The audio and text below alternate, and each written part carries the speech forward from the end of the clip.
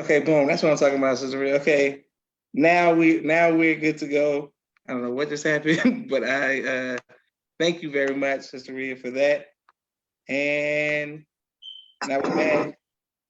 It's working. Okay, Sister Rhea, we're live again with Sister Rhea Muhammad. I apologize you all for the inconvenience the first time. Boom, we're good to go. Sister Rhea, yes, ma'am, you can finish your story.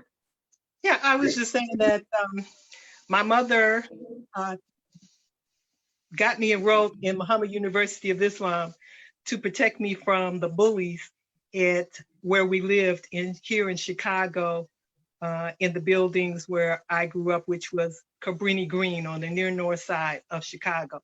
Yes, ma'am. And I started riding the school bus to school.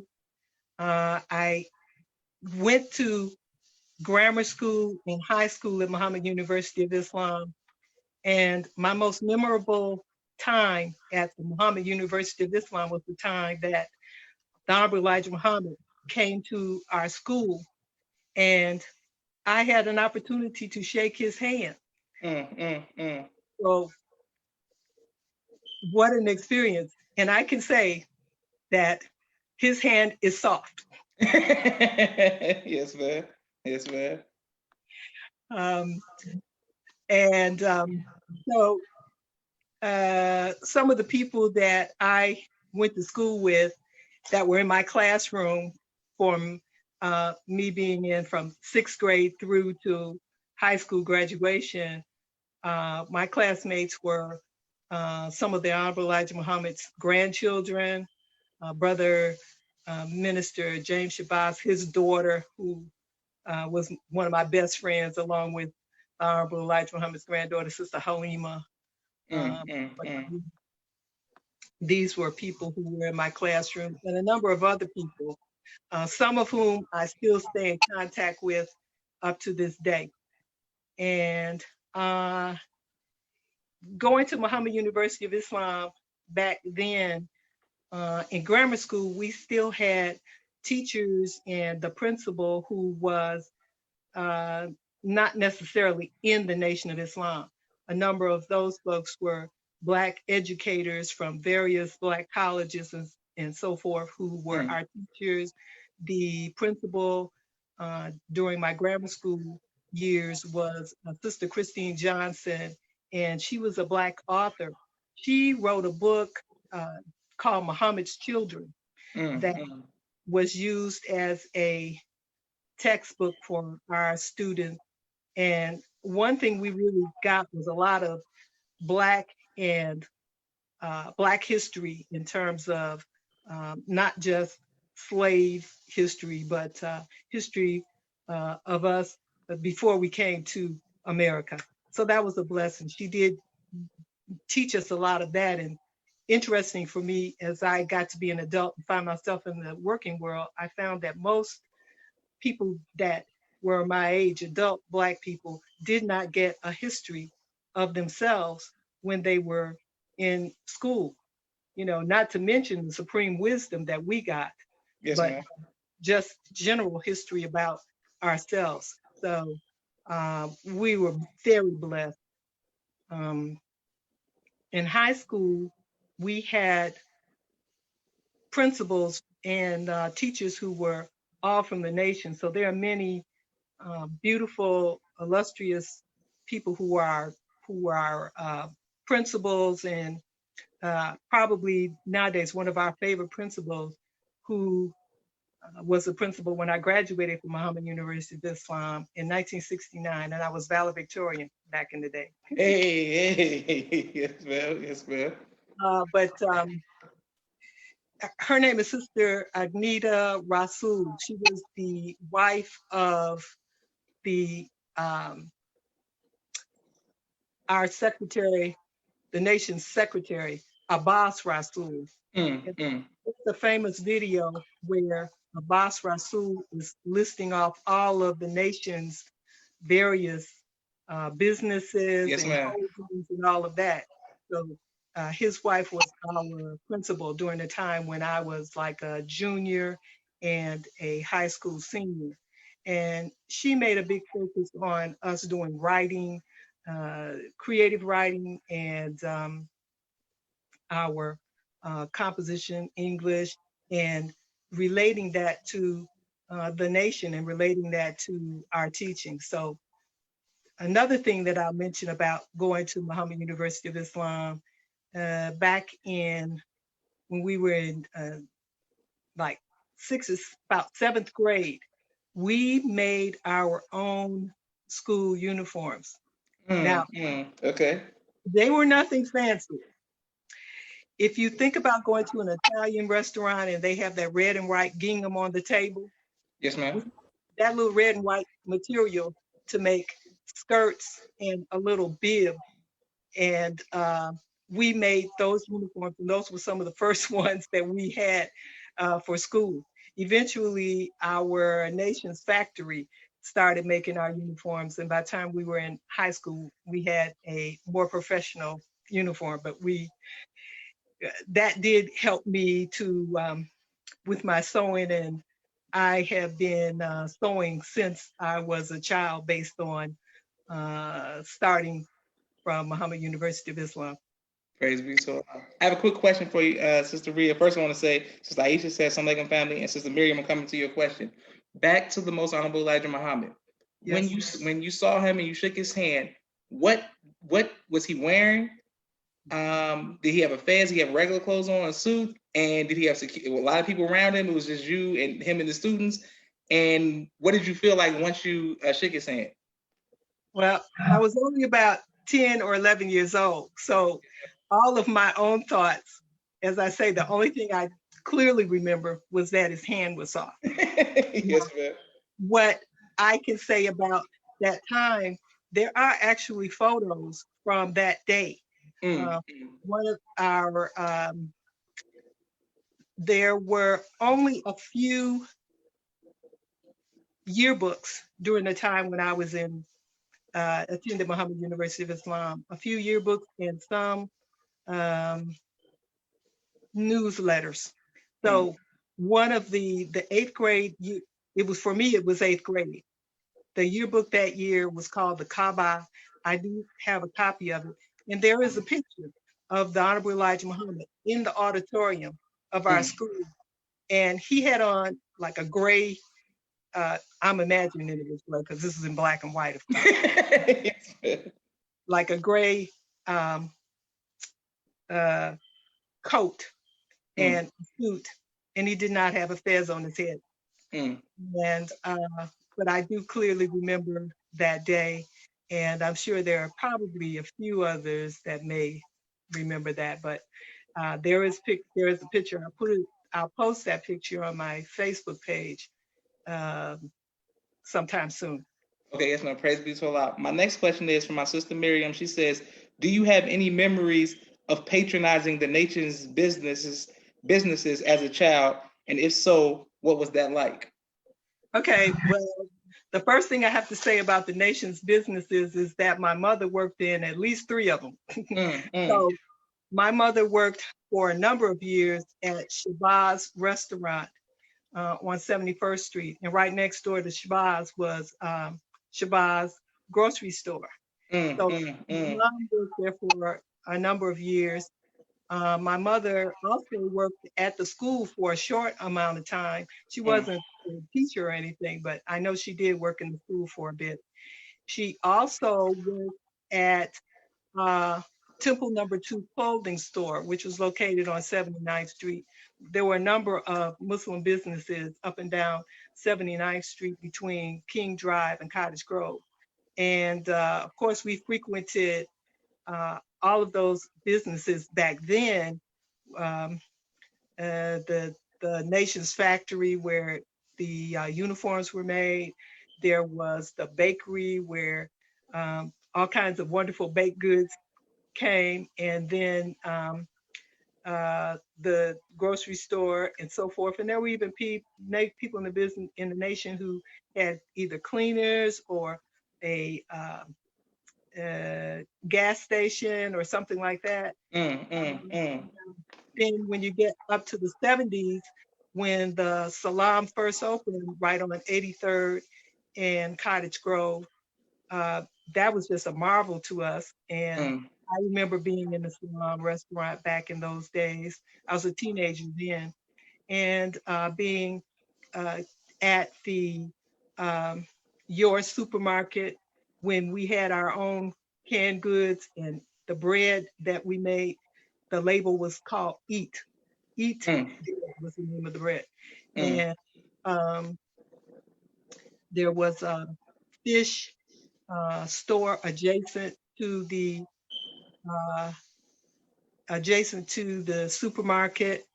And so there were lots of nations businesses, and eventually in the 70s, we had on 79th Street the professional building where a number of different vendors and a number of different people had offices and businesses inside of there. So it was just a joy. There were so many ways that we felt very self-sufficient and very insular, because we didn't have to deal with a lot of different things and places, because we had a lot of our own, not to mention the many Muslims that lived in various apartment buildings that were owned by the nation. So there were single brothers living in apartment buildings, single sisters living in other apartment buildings, or there was a closer community. Nowadays, we are so widespread in various cities and suburbs and such that it's a little harder to have that real community feeling where you get together. Um, there was with the Shabazz restaurant, brothers, sisters, we used to talk about bean soup scientists. That were the brothers that sat around at, because there was a long counter at the Shabazz restaurant, and there would be a group of brothers that would sit around and talk about science it up, as yes, we ma'am. Yeah. science things up, sitting at the counter eating bean soup and toast or drinking coffee back Okay, in. excellent. Praise be to Allah. And thank you for your sacrifice and the sacrifice of your family on behalf of myself and my family. And Brother Damon, I'm coming to your question. I have a question. First of all, can you please say your mother's name and introduce who she is to people who may not know? We know her growing up in Chicago, seeing her sit on the front and always have the fez and the hair. And that's what we know her. But for people who don't know her, could you please tell us who she is? My mother, her name is Sister Ruby Muhammad. My mother is a sister. If you looked at videos from the final call back in the day, and early videos at Mosque, you were likely to see my mother sitting in the first row in the front seat. That was not a post. She just managed to get there at the right time. And, she kind of took that as a point where she could serve, and she served that purpose very well.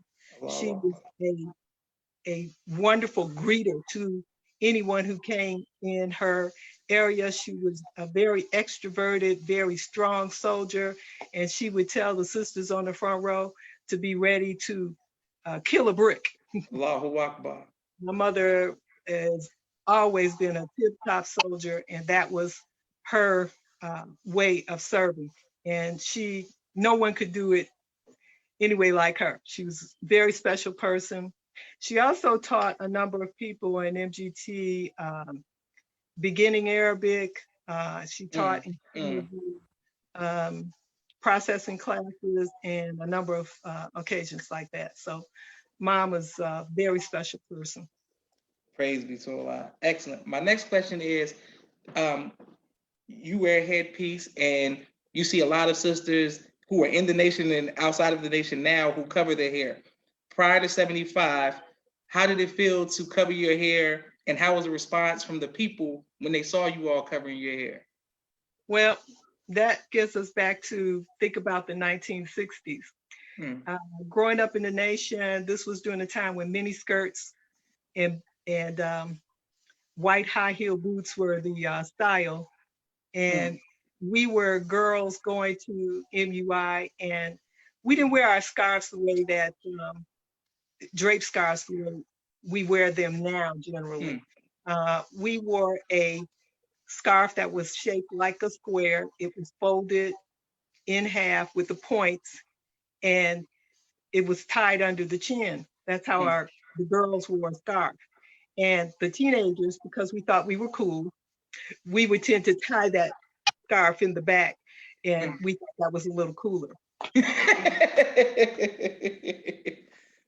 To this day, ironically, some of the sisters who were maybe 3, 4 grades younger than me, or in lower grades, still look up to our group of girls and say we were the cool ones and emulate us. And certainly we thought we were cool. Okay, excellent. I see you all's comments, and I'm coming. Walaikum salam, brother Victor. My next question for you, Sister Rhea, is what was it like when you met Malcolm X? Wow. Yeah. To see Malcolm X, it wasn't that he was just one of the ministers of the Honorable Elijah Muhammad. Mm, mm, And we did not seriously interact with him because we were children. mm, He was there for a Savior's Day event, and he took a picture of a group of us. We had a speaking choir group, and he wanted to take a group picture of us. And I remember him taking that picture and telling us not to show our teeth when we mm. smile. That is my only one of Malcolm X that I have from back in the day. Okay, yes, ma'am. What about meeting the Most High Minister Louis Farrakhan or seeing him prior to 75? Did you have any interactions with him prior to 75? Not really, because there wasn't any reason for me to interact with him as a child. I did meet his daughters when I was with some of the messenger's grandchildren. Mm, And I can remember being with them, not not on any regular basis, and not that they would necessarily remember, but I was with Halima Muhammad Ali, and as a result, met uh, his older 2 girls, Sister Donna and Sister Betsy Jean. So I remember that, but not that I hung out with them. yes, There are ma'am. other people that you can talk to who would have more personal information about that, not me. Yes, ma'am. Excellent. And thank you for your transparency. My sister Miriam says, Sister Front Row Ruby, always beautiful, poised, kind, and a great example of an MGT. My next question is from Sister Annette Faiza Muhammad. Did you ever have dinner at the house? I'm assuming she's referring to the palace. Well, the one time I had dinner at the house was during the time of Minister Farrakhan. He Mm, had $100 plate dinner, which was a fundraiser. mm. And I can remember going to that particular dinner. My parents went, I went, and mm, my ex-husband at that time. And it was a beautiful thing because there was some other people there, and I can't tell you anything that was said at that table. I think I was just in another world. Yes, ma'am. Praise be to Allah. Also, Sister Felicia X hopefully says, I am a Muslim from New York City, born into the nation, and I would love to see our young FOI and MGT open back up our schools and stores so that we can teach our children the truth and the history of our people so that many will be able to hear and learn the brothers and sisters today. Thank you. And she says, thank you very much for you, Sister Rhea, and thank you very much, Sister Ruby. I have a brief commercial break for the sponsors of this podcast: designerofcomposures.com, Khalik Boutique on Instagram, Supreme Men's Clothing in St. Louis, Missouri, 10835 West Florissant Avenue. The zip code is 63136. The phone number is 314-528-5555. Please make sure you all go support them. They will keep you dressed fresh. They will keep you dripping with good fashion. My next sponsor is my sister Miriam's book, ABC I Love Me, and coloring book. It is on Amazon. Make sure you all go get that. Also, my brother Rashad Muhammad has a video production company called Street Premiere. They can edit videos and shoot. He has a new drone camera. They can shoot films and commercials. He's working and doing a great job. My children's book, Cleopatra, is on Amazon. Is my second book. Make sure you all get that. Last but not least, my father's book, A Soldier in the Movement of Christ, AbdulSharifMuhammad.com. Thank you all for your sponsorship. If you all would like to sponsor an episode of this podcast, J Imagination on Cash App, and I will promote your business on Facebook, Twitter, Instagram, and YouTube as well. Back to you, Sister Rhea, and your great history. My next question is, once the Most Honorable Elijah Muhammad departed, what was your mindset like, and what was the climate like amongst the believers in Chicago? Well, let me take a little back step on that to say that in order to tell you a little more about that. Yes, ma'am. The back step is that when I graduated from Muhammad University of Islam, valedictorian, February 1969, a month later, I got married. I was 17 years old. I married a brother who was an aspiring minister, and I've only known him for about 4 months. I met him just around the time Ramadan started, which always was December for us. I met him at the end of November, and by March 22nd, a month after our Savior's Day, and a month after graduation, because we all passed and graduated during Savior's Day weekend. Okay, yes, ma'am. So I got married. I made my own wedding dress. It was beautiful because I knew how to sew glue up. It's a beautiful dress. Yes, ma'am. Yes, ma'am. We post that just so you can see it. Yes, ma'am. He became the minister on the west side of Chicago. And some of the people who attended that mosque, if you've heard of the organization Crow, Brother Munir, he attended that mosque. And there's a brother who's a pretty famous doctor in the Chicagoland area named Terry Mason. He was also a member at that time and attended the mosque. And there were a lot of young couples. So during that time, 1970 through 75, by 1975, Brother Muhammad was born. That's my youngest son. Yes, ma'am. Yes, ma'am. You know that your birthday is probably in that area too. Okay, yes, ma'am. So, as a matter of fact, I was pregnant with Muhammad when the Honorable Elijah Muhammad departed. And I describe it as being a earthquake and a tsunami. It was the most devastating and the hardest thing that I'd ever experienced. And so anything that I've experienced in my life since then, whether it was a divorce or loss of a job or anything else, has never shook me the way that did. And I know if I could survive that, then there is nothing else that I cannot survive. So that was very painful. It was very hard. It was unbelievable to go through that in the way that we did. And to watch the nation disintegrate was very painful as well, because that is how I grew up. I still to this day, and all while I was a young person working, I'd always refer to the back of our auditorium at 5333 South Greenwood, our auditorium in the school. It says, "Up you mighty nation, you can accomplish what you will." Yes, ma'am. So I always felt that I could do things, and I could, whatever it is that was in my will to do, I could accomplish it with Allah's grace and mercy. Yes, ma'am. But that was painful. That was very hard.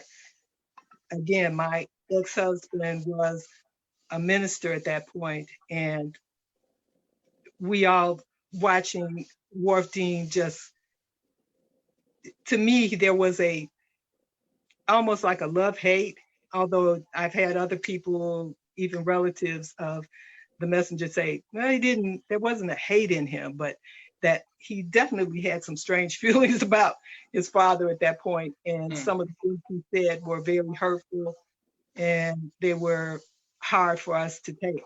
And then to watch the change, I even kept a very few, but I always kept a few little pieces of paper of my children's schoolwork. So I have a piece of paper where my eldest son, who was in kindergarten in 1975, had something from Muhammad University of Islam, and you could tell that it was Muhammad University of Islam. Then 6 months later, something from Sister Claire Muhammad that kind of shows you the difference in the way, the thinking of the two. And it's apparent now. And that was 50 years ago. It's a long time ago. But it was a hard time. The main thing for anybody, all of us, we're not going to have the time that when our divine reminder is not among us, we're not going to have the time that they had. It's a different time. All praise is due to Allah. Yes, ma'am. But it is still very hard. The number one thing is to hold on and say that in all cases, Allah is the best arranger and knower. And we are not.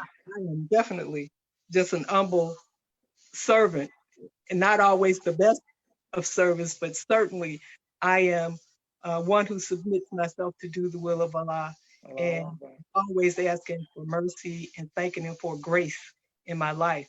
But it's very challenging. You have to hold fast to the handle of Islam, hold fast to the teachings, and even if you find yourself varying or straying, always come back. Never feel that you cannot come back to yourself.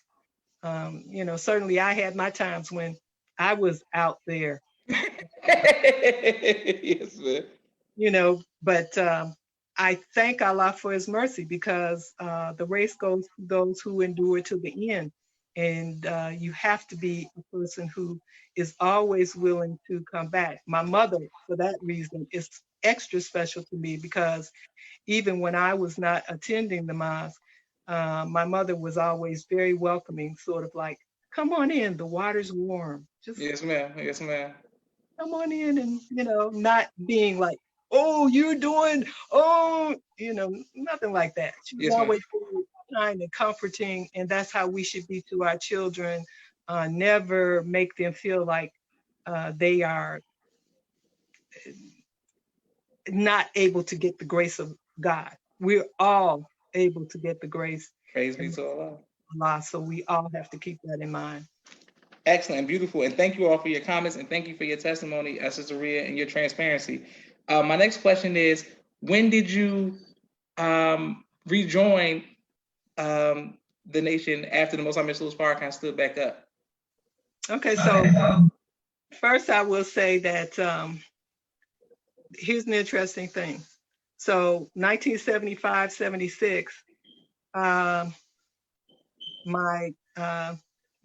Muhammad, my ex-husband, who was the minister on the West Side in Chicago, Wharf Dean Muhammad, who was the leader at that point, brought Minister Farrakhan from New York to Chicago, probably to keep a close eye on him. That little mosque on the West Side, and you've heard the minister say, I was at a little mosque on the West Side. That was my ex-husband's mosque. So during the time when the minister was saying that he was Peter, and he had that experience where he kind of spoke what Wharf Dean wanted him to speak. Yes, ma'am. I was there, sitting in the audience, looking him in the face at that point. So it was a challenging time for that. And then when he left, um, and by Allah's grace was able to uh, come back to his own, I watched other things happen during that time period. Um, I continued to go to the mosque, masjid, after the chairs were taken out and all of that. Mm, To mm. the point that the school was closed. I was even there, my parents were there too, when Wharf Dean invited Jim Jones, the guy who took a bunch of our people down to Guyana. Yes, And yes, ma'am. I was in the mosque when he had Jim Jones Mm, speak at our Mosque Mariana. mm, So what happened over the years, my mom and dad, they got active right away. They were active when Minister Farrakhan first started building his um, building back the Nation of Islam. And during that time, I was busy trying to go to college, raise my children, and doing things like that. And I would lure my mom and dad over when they would go to meetings. I would fix dinner to invite them over so that I could find out what was going on. yes, ma'am. And when the final call started up in the meetings were on the radio, I would listen to the meeting on the radio and then sometimes just go because they said, we're not stopping. We're only on for an hour, but if you want to hear the rest of it, just come on over to 79 and Emerald, Mm. and you can hear the rest of the meeting. So I would go over, and I was at virtually all of the savings days, even from 1981, the first one. Praise I be to God. attended all of those. And what made me sign my Form 4 and become active again was when Mr. Farrakhan said he was opening the school, Mm, because I wanted my children to go to the school. So when the school opened up, the children who were the age to go was my daughter, who would be going into let's see, kindergarten, or yeah, going into kindergarten, because she was in preschool before, but she was going into kindergarten, and my son Muhammad, who went into the seventh grade. Now mm, I have a total of 4 children. My oldest son, Kamel Kareem, Rai Kareem. Um, then there's Muhammad Kareem and my daughter, Amira Muhammad. So um, those are my 4 children. And also, as I mentioned to you earlier, I'm really excited because I'm an only child, didn't have any brothers and sisters, so yes, that ma'am. was a different kind of life. But to have 4 children and now 10 grandchildren and 1 great grandchild, I know I'll never be lonely again. And Praise I'm be to Allah. to Allah for his mercy in my life. What a blessing. I feel so blessed and grateful.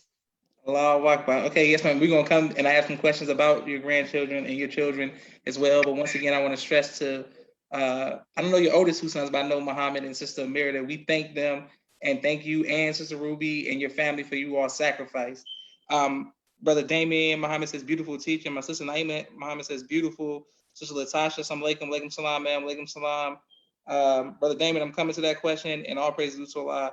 That's so beautiful. My next question is, once you saw the school being built and you saw the Most Honorable Schools Farrakhan, over a protracted period of time putting in work, when did you see him go from being the brother that you saw on the West Side and teaching to who he is now?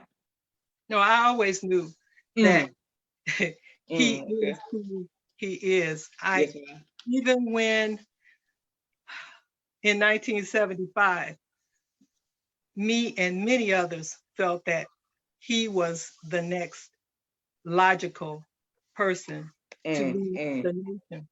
Mm, But as good soldiers, we followed what we were told on that day, which mm, was that the son of the Hon Elijah Muhammad, whom we knew had differences with his father, and in terms of the way he wanted to see Islam spread through um, our people. He had a difference in how he wanted to see it go. But Allah's the best arranger and knower. And um, the one thing I remember back during that time is even before I saw the minister stand up again, I said, there's, yes, just like there are many denominations of Christianity, there is room for us to have more than one kind of Islam. Why can't we have the teachings of Hon Elijah Muhammad if we've got Ahmadiyya, Sunni, Sufi, Yes, all of ma'am. it? Yes, ma'am. Why can't we have that also? And so I was looking forward to that. And I'm ever so grateful. There have been others who have tried to teach what the Honorable Elijah Muhammad taught us, but no one has been able to do it better. And no one has the divine backing that Minister Farrakhan has. And you can see it through the results of his work. It shines through. Praise be to Allah. That's beautiful. And thank you, Sister Rhea, for that. Brother Damon Jones wants to know what has been your favorite Savior's Day and why? Oh, I don't know. Every Savior's Day is just so exciting. Uh, I I was ever so happy this past Savior's Day to see all the Muslims and to be there for the MGT and uh, FOI and the joint meeting, to see the graduates.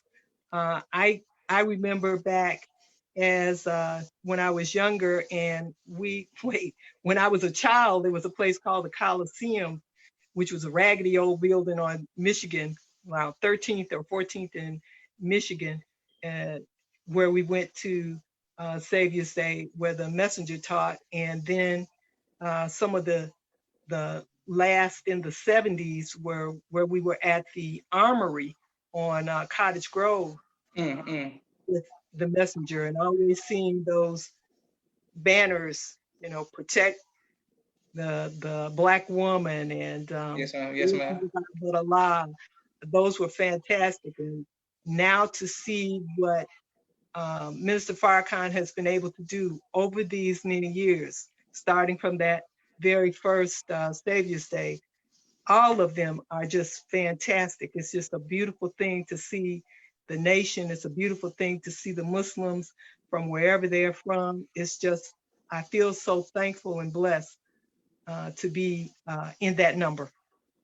Praise be to Allah. And Brother Dwayne says you have a great representation of a Muslim woman, Sister Rhea. And thank you, Brother Dwayne. Brother Dwayne, please check your inbox. I would really like to interview you, sir. My next question for you, ma'am, is all of these years, you said from the 60s, the 70s, the 80s, all being a Muslim woman in Chicago, have you ever faced death threats or had to face fear and some form of fear? And if so, how did you overcome that? Not in the way that folks and Muslims who are on the front lines, because I was not a official or functioning in an official kind of function. I never felt it in that sense. I always knew that. From the time we were children, we were taught, the messengers teach us, you unplug your TV at night because they could be looking at you. And we know that for sure now. Yes, ma'am. Yes, ma'am. I never felt that kind of fear. And I always felt that Allah was my protection. I never felt in any way afraid, even as a female, to walk in the city because I say Allah Akbar. And even, if I'm around young males who don't know me, I'm going to talk to them as a mother. I have 3 sons, so I can't be afraid of youthful males because I raised some. Yes, ma'am. Praise be to Allah. Thank you for your fearlessness. Walaikum salam, Sister Candace. Sister Candace sends you greetings as well. My next question is, Sister Rhea, what has been your greatest joy in your tenure in the Nation of Islam? Just to see our people be so dignified and in this world.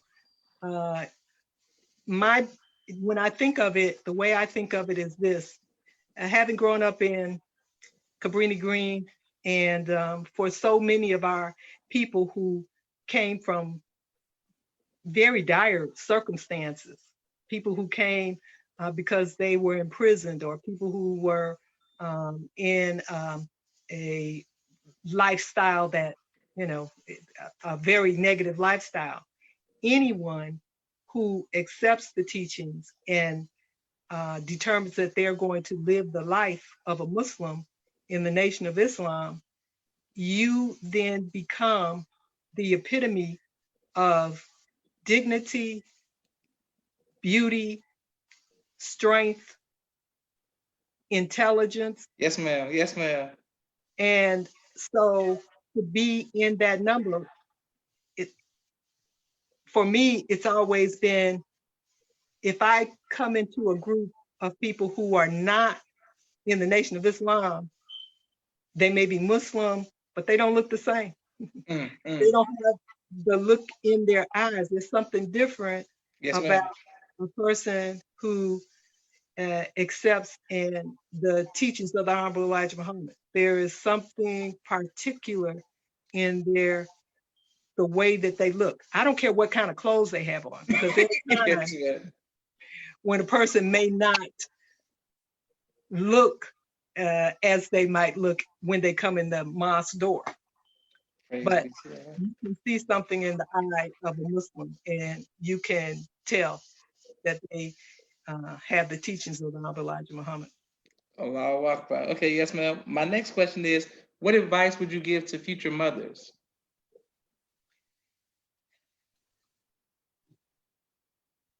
First advice is to love yourself. Always trust that Allah is the best arranger and knower. Teach your children of Islam. One of the best things that we have is that English lesson number C1 for our children. Yes, ma'am. It has so many lessons in there that they may not be able to understand as a child, but they mean a lot, and they have a lot of strong history in them. So teach your children, use that as a nursery rhyme, and love your children. I believe that we are blessed with a wonderful sister captain. Sister Naima is such a wonderful, intelligent sister captain who is doing so much for us to help us come down to modern day times in terms of how we learn to be Muslim women and how we interact in this world. So that's a blessing. This is a blessed time. So make use of the technology available to us so that we can be the best that we can be. And that is in particular to your children. In terms of being a mother, love is the number one thing. Also, love your child. And even if you are unable to stay with the father of your children, never teach your children to hate their father. Because the father is part, the child is part mom and dad. You never want the child to hate a part of themselves. So whatever differences you have with that man, make sure that you don't give them to the child, because the child needs to be able to know that all parts of the child was conceived in love and is something worthwhile, and good can come out of it, even though you may have had to part with the father. So it's very important to instill love and allow the child to grow. Maybe when the child gets grown, you may be able to tell them some things. But yes, ma'am. Thank you all for continuing to watch Off the Record, the People's Podcast this afternoon. Sister Rhea, my next question for you is, what do you do for fun? oh, well, my number one thing for fun is getting ready to start very soon, and that is my gardening. I have, when I was younger, I had hay fever and allergies so bad that I couldn't really do much with that. But right now, that's over the last 10 years, I say, I've really gotten into gardening. So that's number one. I garden a lot. I also travel. I've gone on a number of cruises. Don't know if I'll be going on any more. I was able to go to several of the Tom Joyner cruises, and that sort of spoiled me for cruises, because the difference in a Tom Joyner cruise is that you've got Black people and you have Black music, and you don't have these little phony looking, kind of entertainment that gets to be a little bit annoying. But yeah, that I like traveling. I like gardening. I like jazz. Chicago's a good town for seeing a lot of jazz and so forth free. I also like hip hop. Okay. I'm not into trap. I don't know.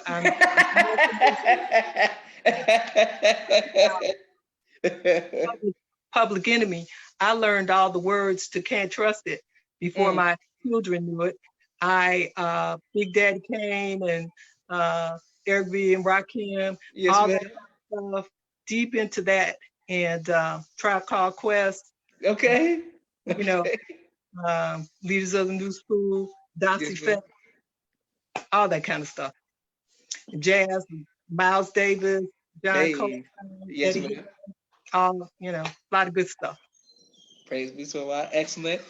Sister Camilla X Jones said, Assalamu alaikum, love this message. She almost started crying. Sister Teresa Pearl says, all praise due to Allah. Brother Carl Murray says, peace, family. Okay, Master, he sends his love.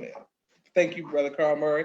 My next question for you, Sister Rhea, is what advice would you give to the future generations as far as holding on to our faith, keeping 10 toes down, like not turning back? What advice would you give us as far as faith? Prayer is number one. And always pray, talk to Allah.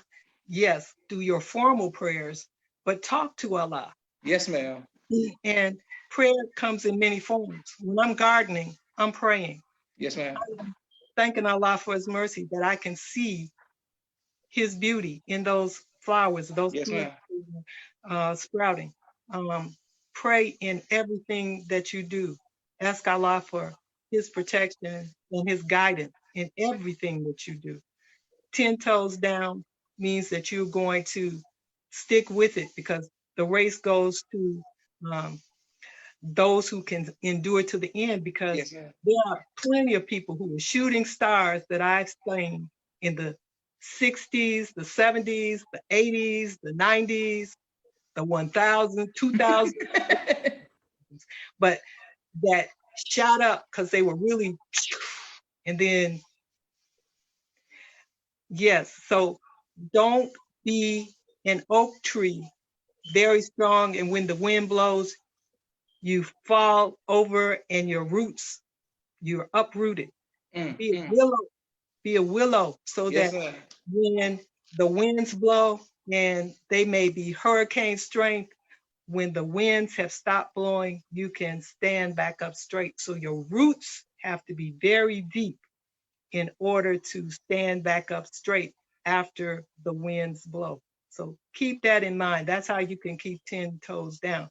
That's why I'm still here, because the roots were very, very, very, very deep. No matter what I did, there were times when, blowing, I thought, definitely roots were very deep, so I could always come back home. And this is always home. There is no other home for me other than the Nation of Islam as taught by the Most Honorable Elijah Muhammad. I'm so grateful to Master Farad Muhammad for coming to us and having mercy on us, giving us a teaching that would dignify us and teach us how to survive this situation that we're in. Praise be to Allah. Excellent. One last question for you, Sister Rhea. What do you want? Maybe Sister Miriam says excellent advice, and my brother Elijah says you're being strong. Sister Tracy says she's beautiful, and her testimony is too. I'm just getting on, but I can't wait to catch it from the beginning. Praise be to Allah. Sister Rhea, what do you want your legacy to be? I was a Muslim in the Nation of Islam, and I survived. I should get a T-shirt.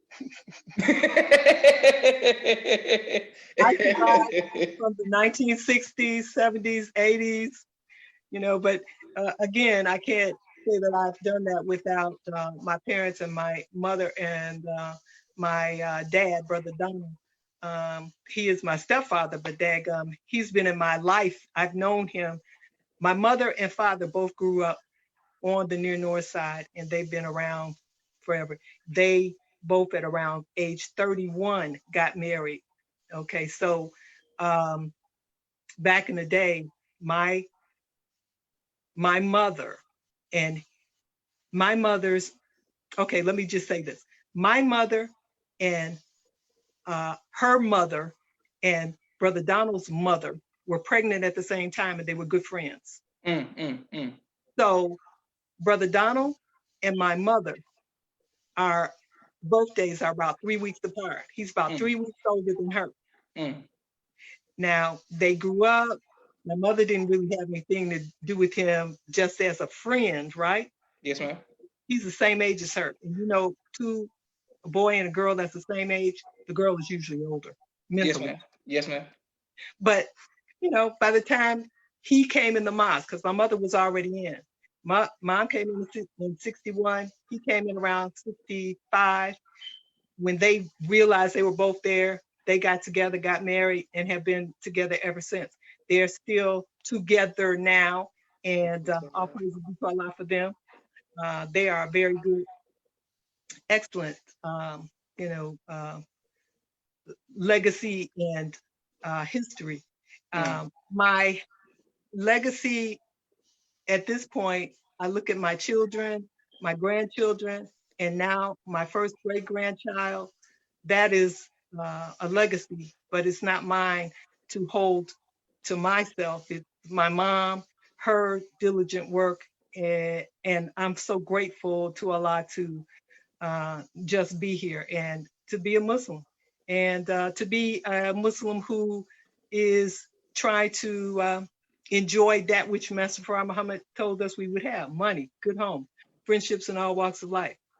Also, I'm an amateur astronomer, so I have a telescope, and I use that from time to time, and I go and look at the various